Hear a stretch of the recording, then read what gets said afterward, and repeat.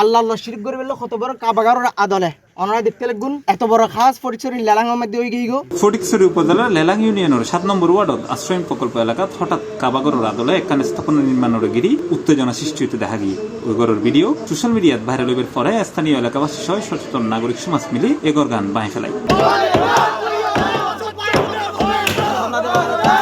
ফেব্রুয়ারির 15 তারিখ রাতিয়ে এই ঘটনা গান ঘটে। জানা গিয়ে আয়েশা বেগম নামে আশ্রম প্রকল্পের এক বাসিন্দা এই ঘর গান নির্মাণ করছে, যেটা তিনি দাবি করছিল এমন একখান ঘর নির্মাণ করতে তিনি স্বপ্ন দীক্ষিত। যদিও স্থানীয় জনতার পূর্বভূত ফলে তিনি এবং পরে ঘটনাস্থল ছুটি দেয় ফটিকছড়ি থানা পুলিশ। পরে পুলিশ এটা তুন ওই মহিলারে উদ্ধার করে থানা লয়ে যায় গিয়ে।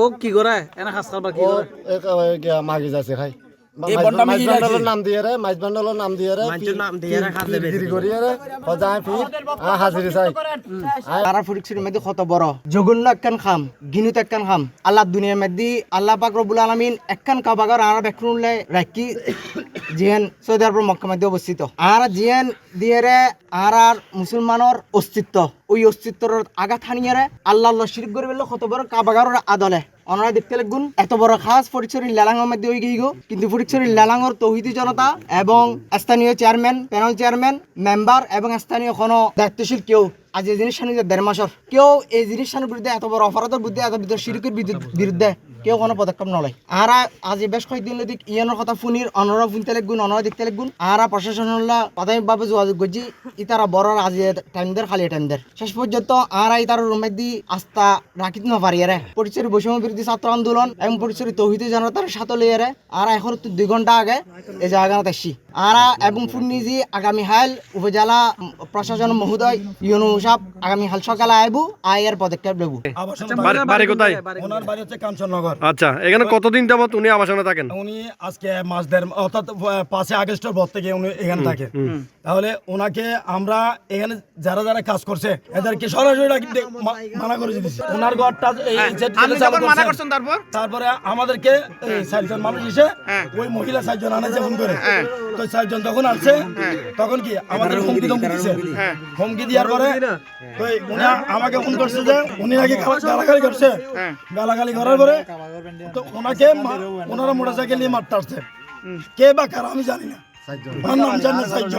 আমাদেরকে এখান থেকে মেরে তাড়িয়ে দেবে। আপনারা বাধা দিয়েছেন তো ওই জন্য? আমরা বাধা দিচ্ছি এই জন্য।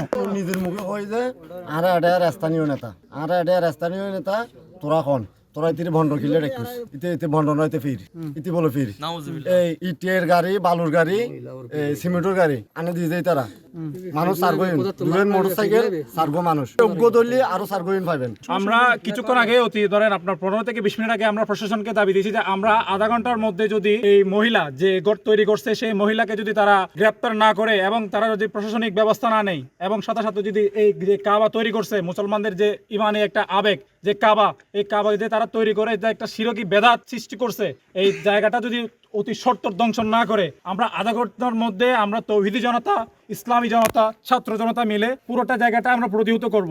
এই ঘর নির্মাণে যারা সংযুক্ত ছিল মূলত যে ইন্ধন দিছে এবং সাথে যারা মিস্ত্রি সহ ছিল তাদেরকে গ্রেপ্তারের আওতায় আনতে হবে এবং আগামী 24 ঘন্টার মধ্যে এদের সকলকে অ্যারেস্ট দেখাতে হবে। আর উক্ত মহিলা যেহেতু আশ্রয়ণ প্রকল্পে থাকে ওর থেকে মালিকানা নিয়ে ফেলতে হবে, অন্য কোনো অসহায় মহিলাকে এটা দিতে হবে বা অসহায় পরিবারকে এটা দিতে হবে।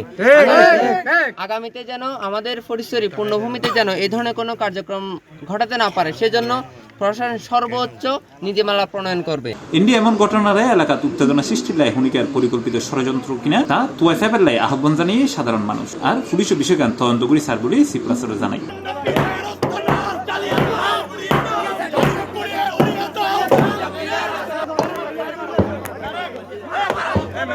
C plus TV, Chittagong.